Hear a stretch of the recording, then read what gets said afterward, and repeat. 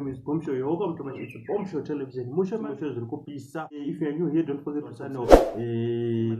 Tinopedza nguva yenyu kana wana chirwone zvatinenge yatinokanda. Please go subscribe and like also share and comment my videos. Let's get into each story of today.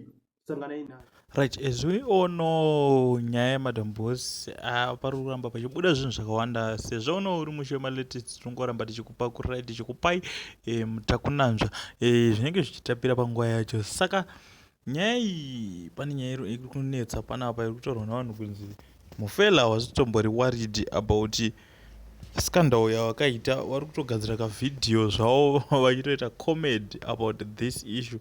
Saka hatisi kuziva kuti is it a drama zviri kutaurwa izvi zviri kuitika or zvinhu zviri real. Da kuti muonewo guys mandiudza kuti what do you think about this video, this clip yaitwa naMhofela vachitoita zvavo joke. Obina, as you can see, I get belly. When we did it, I no come, you no come, belly come. How come? That is why I come. Now you're coming now. Now I come. Now we